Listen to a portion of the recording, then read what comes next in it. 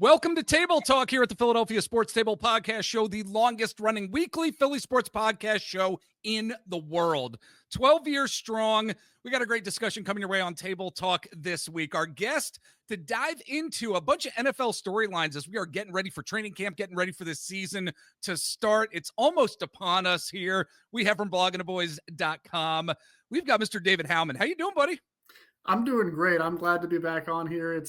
It's always funny, like being a Cowboys person coming into Eagles territory, but it's always a great time chatting with you. Thanks for having me back on. It's great to have you, buddy. Really. I mean, I've enjoyed talking football with you in the past, even though it has been with the Dallas Cowboys in terms of our subjects. Yes, honestly, you're great to talk to. And we wanted to get into some NFL storylines as this season is we're ramping up, a lot of content on my social sites. There's a lot of college football, a lot of NFL football content already as we're just ramping things up here. So, but before we get into that at all, let everybody know where they can find you on the interwebs out there. Again, like I said, bloggingtheboys.com. I know you do some great work over there as well. And I know you got some other stuff going on too.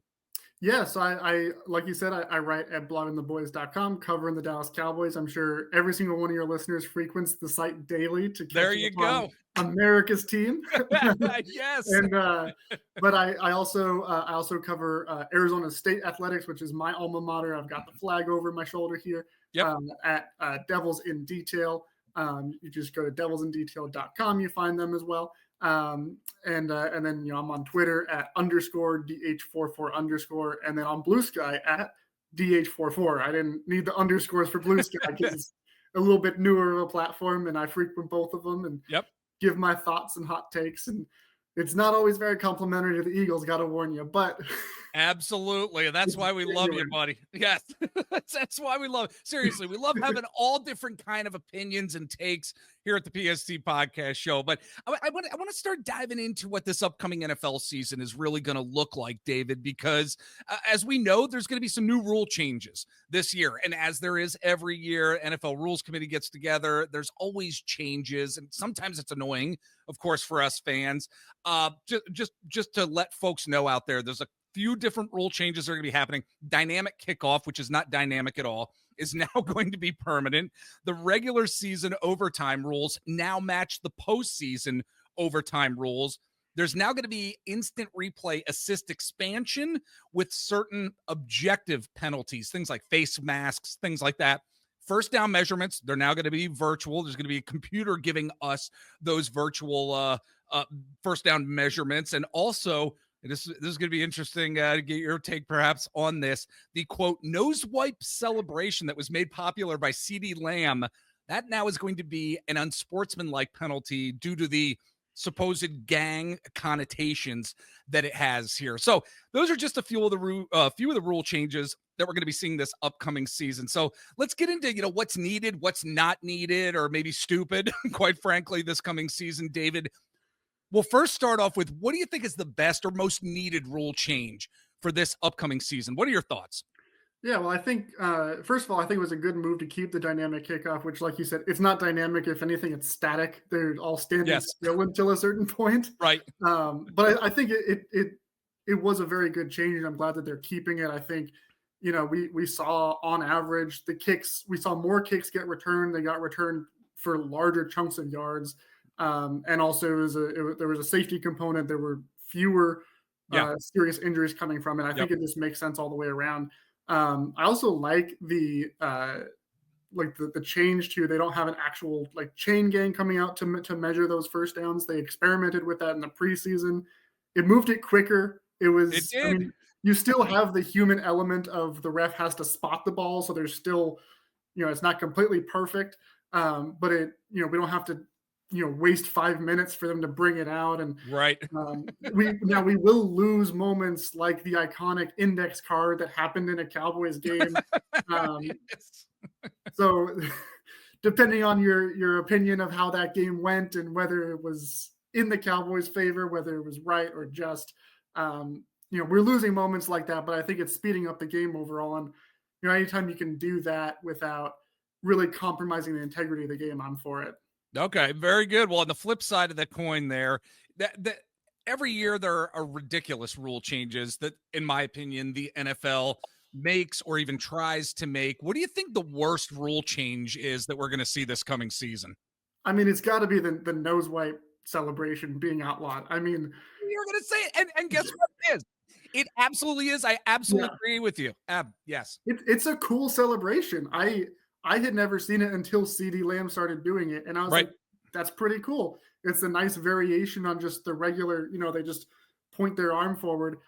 But it's funny because like it was either last year or the year before, CD kind of started going away from it. I don't know. I was very annoyed by it because I was like, why'd you get rid of your cool celebration?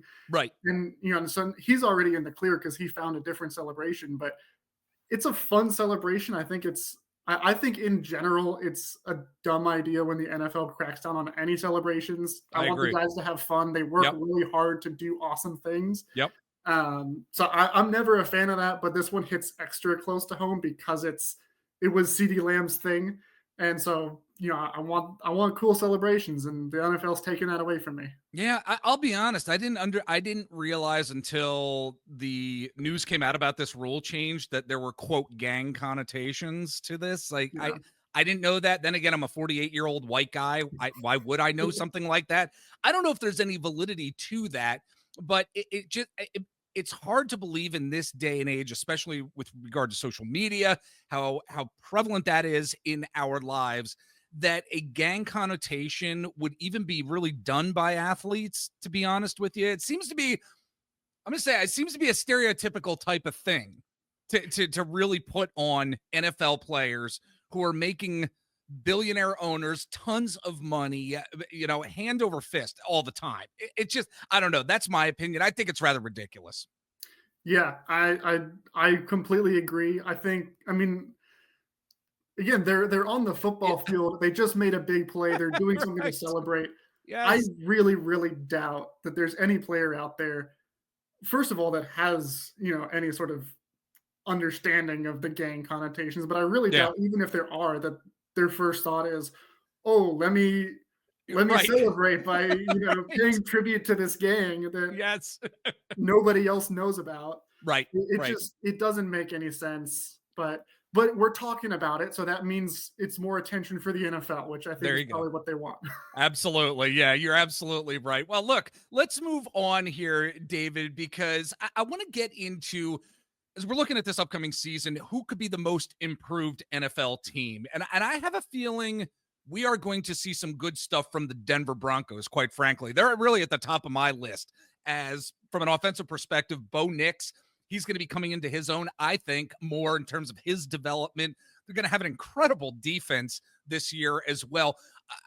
That's basically my pick at this particular point in time, as we are here mid-July on that team that is going to be most improved. Who do you think could be the most improved team this coming season? Well, it's funny because I have to disagree with you about the Broncos. Ooh, all right. I'm a huge just hater of the Broncos. I was all last year. I was saying like every single week I was like they're fool's gold. They're Okay, not yeah. actually that good. I'm a Bo Nix doubter. I Okay, now, with all due respect to him, he had a really honestly a historic journey throughout his college tenure. And Arizona State's head coach Kenny Dillingham was his coach for a large chunk of his college career, so I should be a big fan of his. right. Uh, but I look at the Broncos last year and I see, like you mentioned, the defense was really great last year. I'm always skeptical of defenses that were great being just as great the next year because historically it's there's more variance with defensive performance from year to year. I don't think that Bo Nix he's definitely good. He's better than half the starters in the NFL right now at this given moment. Absolutely. But Yep. I don't think that he's like in that top 10 tier, that tier that's gonna or can get to the top 10 at least in this year. I could end up being very wrong. I looked certainly very wrong last year when they made the playoffs, um, but I'll there's two teams that I do think, one from the AFC, one from the NFC, that will make Okay. a big jump. One is actually a Broncos division rival, and that's the Raiders. Raiders. Um, Yeah. and I just think hiring Pete Carroll, like I have a lot of respect for Pete Carroll as a coach. He gets it. He is, he's a really phenomenal motivator. He really understands people. Also bringing Chip Kelly in to run the offense, like that right there, I'm like, those are going to be some fun run schemes, the things that they're going to do with Brock Bowers. And then you trade for Geno Smith, like they upgraded their quarterback like so high. And the defense is good. They keep their defensive coordinator, Patrick Graham. They've got a guy named Max Crosby who's pretty good.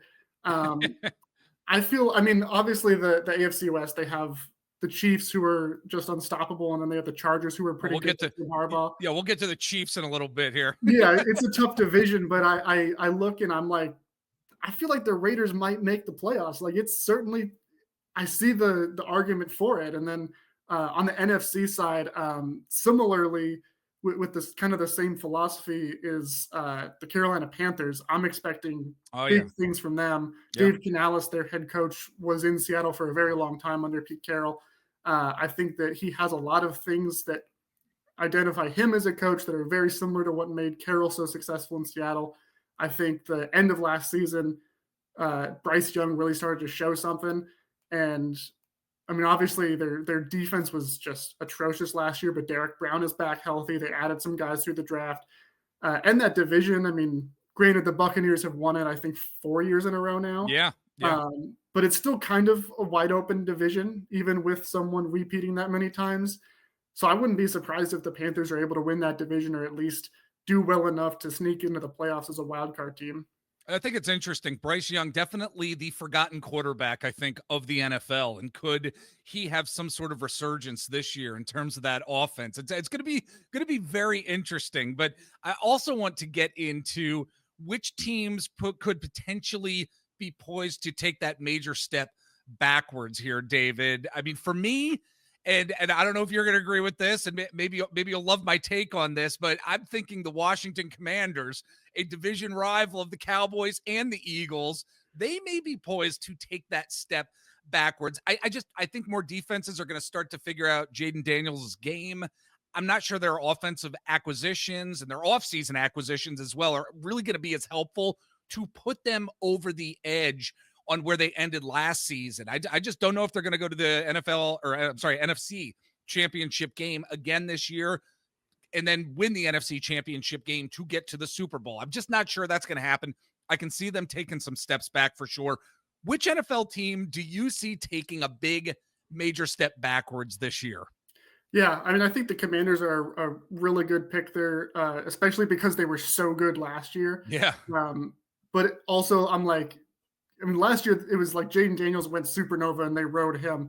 Right. And knowing Jaden Daniels and like his makeup from his time at Arizona State, I'm really getting a lot of mentions into the alma mater. Yes. But just knowing his mental makeup, I wouldn't be surprised if he just stays locked in and is able to keep them there. So I kind of go back and forth on the Commanders. I think they could very well have a repeat of last year, but also could very easily slide back, like you said. Also, I mentioned I don't have faith in the Broncos, so they could be a pick. Right. But I really think when I really think about it, I think the Vikings are probably my top pick because, I mean, obviously, last year they had the whole Sam Darnold resurgence and all of that, and now they're transitioning to JJ McCarthy. And I'm not a JJ McCarthy fan. There. I'm not. Look, I'm a Penn State fan right here. JJ McCarthy, I was tired of seeing him for years. I'm no McCarthy fan. I don't know if his game is going to translate over from God because he's essentially going to be a rookie this year playing, and I just don't know if that game and the type of quarterback he was at Michigan is going to transfer over to the NFL with any sort of dominance. Yeah, well, and I mean, we were having the same conversations a year ago with him when he was coming out of the draft of like, we don't know what he can do because Michigan asked him to throw like 4 times a game because their run game was so good. Yep. And so we didn't know what he was then, and now he's coming off a serious injury, so we really don't know what he is. I mean, Brian Flores runs a great defense in Minnesota. Like that's one of those situations where I do kind of think their defensive consistency can translate from year to year just because of the way that scheme operates. But even then, it's, you never know when a defense is going to fall off, especially if you don't have an offense that can score consistently. I don't think the Vikings are going to be able to win games like 10-3. That's just really hard these days. So I think like if JJ McCarthy is not the guy for Minnesota, they could fall off really, really big this year. But also that being said, Kevin O'Connell is, I think, one of the best offensive play callers in the game. So Yeah. if there's someone who can navigate it, it would be Kevin O'Connell. But also you look at that division and, the Lions have been good for the last few years. The Packers are always a threat. The Bears look like they might actually be good this year with They could be Ben most Johnson. improved. Yeah, they could be most improved. Yeah. But I'm not going to pick them because it's the Bears. It's the Bears, yes. So Exactly. it's a really tough division to have to repeat, and they have a harder schedule because of how good they were last year. Yep. I could very well see them missing the playoffs this year because of it. I think it's a good pick. I really do. And there's another team as we're moving along here, David, that I want to get into. We really don't talk about them too much on this podcast. And it's the Cleveland Browns. I mean, it is amazing to me after all these years how the Browns continue to bungle and screw things up for the team. It's like year after year after year. And look, I'm not trying to be unkind saying that, but the Browns and their quarterback carousel and the quarterback situation that they have gotten themselves into or out of, or however you want to look at it, could be one of the most pathetic storylines and attempts of trying to build something in terms of, what a professional sports franchise has done or not done here. It's really quite astonishing to me. How and why do you think this team just can't get it together when it comes to finding that, quote, competent quarterback? 2 words, Jimmy Haslam. Yes.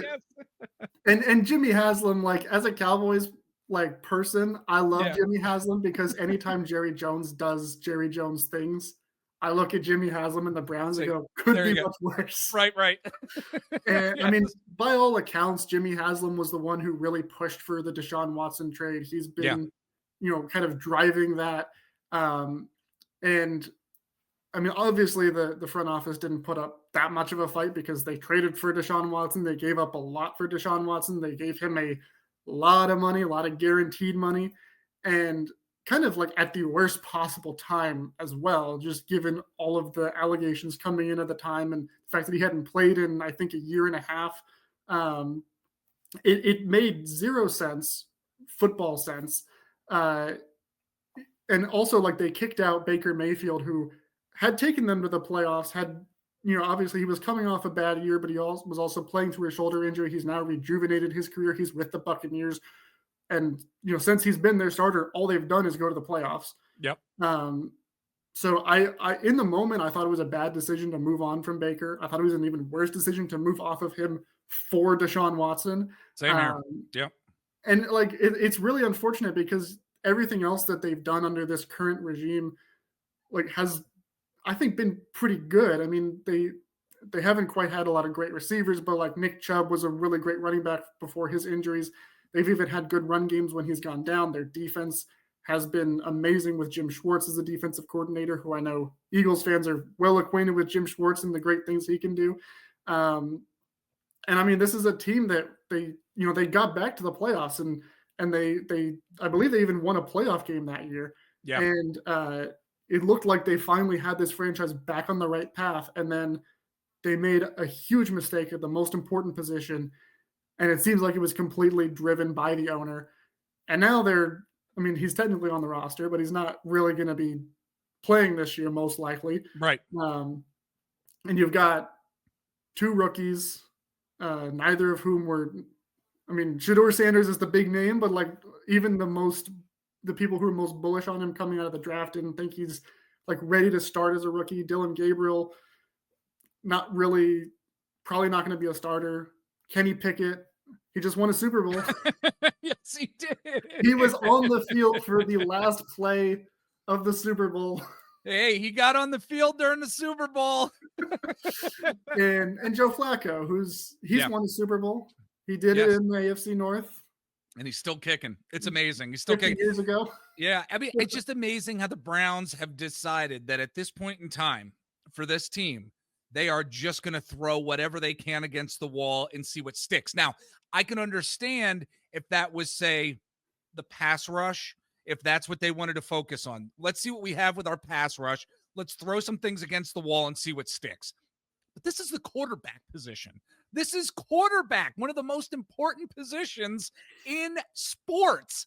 and they're just going to throw whatever against the wall and see what sticks. It's absolutely astonishing to me. So anyway, with that being said, folks, we are going to have to take a quick break here to pay some bills, and we are going to be back with more NFL talk coming your way. Stick with us. All right, we are back with our good friend David Howman from bloggingtheboys.com, and is always putting up great content with his colleagues over on that great SB Nation site. Yes, Eagles fans, head on over to bloggingtheboys.com, and you can leave some fun comments. Just be nice. Just be nice. We love the guys over at bloggingtheboys.com and the ladies over at bloggingtheboys.com. So, all right, let's get into the next topic. Got a couple more topics, David, that I wanted to dive into here. And I think the one team I really want to talk about and what their future may look like, and maybe not even just this season, but in the future. And it's a team that one could be considered a, quote, dynasty in a way in this day and age. And I'm talking about the Kansas City Chiefs. But I don't know how much firepower they're necessarily going to have, how much juice they're going to have this coming season, and how much they're going to continue to have well into the future. Because look, I think they're still going to be a good football team. When Patrick Mahomes is your quarterback, Andy Reid is your head coach, I believe you're going to be a good football team. But I'm not sure about the overall dominance of what the Kansas City Chiefs have been is going to continue to persist in the future. So wanted to ask, I mean, I wonder what kind of Chiefs team we're going to see this season and even beyond here. What are your thoughts about who this Chiefs team is and what they may be in the future? Yeah, I mean, first of all, I think it's crazy to be asking these questions when they were just in the Super Bowl for I know third straight year. Yeah. They almost three-peated. Like, yeah. Well, they didn't. I mean, the game wasn't close. It wasn't like they were, that close. Right there, baby. Yeah. For the folks listening on audio, I've got my Eagles shirt on right now. Yeah, puffing it up. As bad as that game was for Chiefs fans, I think it was probably worse for Cowboys yes, fans. absolutely. But I mean, yeah, I mean they still were clearly the best team in the AFC. They went all the way to the Super Bowl, and they never really looked good at any point throughout the whole season. So it is kind of it's just, I think it's funny that we have these conversations. They're absolutely valid because, like you said, the offense just doesn't have that much juice anymore. Yeah. But also, they're still winning. And so it's a funny predicament. It's what you have when you have Patrick Mahomes, because he's always going to keep you in the game. He's always going to be able to do something to pull them back and win. And that's why when I was watching the Super Bowl, I kept thinking, even well into the third quarter, I was like, they're coming back. I don't know how they're doing it, but they're doing it because it's Patrick Mahomes. Yes. And then it never happened. But I mean, Travis Kelce is, I think, most likely he's on the downswing of his career in terms of production. They don't really have a lot of entrenched answers at any of the other pass catching options. So I think they're going to have to really come to grips with some difficult questions soon as far as how they approach the wide receiver position, how they approach the tight end position. Yeah. And those are always, anytime that you look at any dynasty, it's like, well, how do you, once you get that success and you have sustained success for a few years, what happens when people get old? What happens when guys who were on rookie contracts and playing great, they get paid and they don't play with that chip on their shoulder, which, going back to talking about Pete Carroll, that was something that happened with the Legion of Boom. Suddenly, Richard Sherman isn't that fifth-round pick anymore. He's getting paid like the best cornerback in the NFL. And there's just a difference in the locker room at that point. And I think the Chiefs are kind of going through a little bit of that at this point. There's also we talk about Kelce nearing the end of his career, but also Andy Reid. How much longer is he going to be the head coach? Steve Spagnuolo, how much longer is he going to be the defensive coordinator? Their defense has been, elite since he took over, but how much longer is he going to be there? Yeah. A lot of people seem to think Matt Nagy will be Andy Reid's successor. It didn't go so well in Chicago for him, but also even if he takes over next year as the head coach, is Spags staying on? If he does, you're going to have to replace him in a couple of years. There's just a lot of different factors that you have to take into account. And I have no idea where the Chiefs go from here. I mean, obviously they still have elite talent and they're still going to be probably very relevant. Be the front runner. They're going to be relevant next year. Yeah. But there are going to be those difficult questions of how do we take this from just being, we won 2 Super Bowls back to back in 3 and 4 years to we can do even more than that. And that's a lot of teams don't do that. The Patriots were very much the anomaly in that regard. Yeah.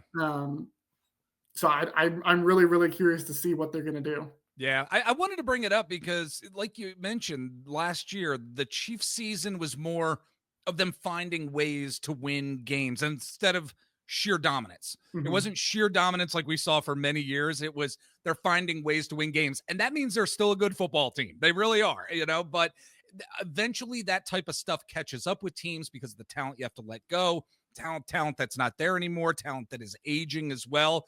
But yes, all very, very good points. So, buddy, before I let you go, to close us out here, and I know it's a very general question, but we always love talking about under the radar storylines, whether it's the NFL, Major League Baseball, with hockey, with soccer, with basketball, the NBA. Who do you think, or what do you think is going to be that big under the radar storyline that we're going to really be following this coming NFL season? What do you think that's going to be? I think, and I'm going to sound like a homer here because I love it. Cowboys. Yes. But I had to get it in before we go off. But there you go. Honestly, I think an underrated storyline that will become a bigger focus later on in the season is that Brian Schottenheimer is going to be a much better head coach than anybody's expecting. Okay. And because obviously the way that the Cowboys got to Brian Schottenheimer being the head coach was unconventional, to put it lightly. And very, very few people outside of Dallas really hold him in high regard right now as a head coach. But I'm telling you, like everything from coming from inside the locker room, the players, when they talk about him, video, like behind the scenes videos of the players interacting with him, these players, like they have a real relationship with him. They love him. They respect him. They look up to him. And so just in terms of like being able to motivate his players, we talked about Pete Carroll, Dave Canales. Brian Schottenheimer also coached for 3 years under Pete Carroll. He has talked many times about how much Pete Carroll influenced him during that time in Seattle. I think there's going to be kind of a similar effect to when Pete Carroll first got to Seattle, and they kind of had that chip on their shoulder. For the first time in a long time, people aren't really taking the Cowboys seriously as contenders because of the Eagles, because of the Commanders. Right. And I think him being a head coach, having such great relationships with his players already, and I also think he's, maybe not an elite play caller, but he gets Dak Prescott back. He has CeeDee Lamb. They traded for George Pickens. They're going to be able to have a really good offense, and they have a guy named Micah Parsons who gives them a really good defense. And I think they're going to be able to take some people by surprise, and people are going to start going, Brian Schottenheimer kind of knows what he's doing. Like, maybe Jerry Jones was on to something, which was he, or did he kind of fall into a good situation based on the timing of everything? That's for a later show. But remains to be seen. We're going to be surprised and impressed with the job that Brian Schottenheimer does when we start getting into like late November, early December. Hey, it's going to be an interesting storyline for sure. It will. Where are the Dallas Cowboys going to go this season? Can they exceed expectations from like a national standpoint and storyline? I definitely think it's an under the radar storyline for sure. And again, folks, he is David Howman from bloggingtheboys.com. David, it was great talking to you. Thank you so much for taking the time to jump on here. Come back and join us at some point down the road, my friend. Yeah, absolutely. Always happy to be back on and love chopping it up with you. And my parting word is just, as always, this is our year. There you go. Wait, you that was very RJ Ochoa-ish right there. In a way, I had to throw in RJ because he's a good friend of the show, and he always gets one last zinger in right before we head out. That was very RJ Ochoa-ish of you, my friend. But really, always enjoyed talking to you. Let's talk down the road. We'll chop it up more, and we'll dive into the Cowboys, dive into the Eagles, the NFC East, and NFL. And we will see you folks on the next episode here at the Philadelphia Sports Table Podcast Show.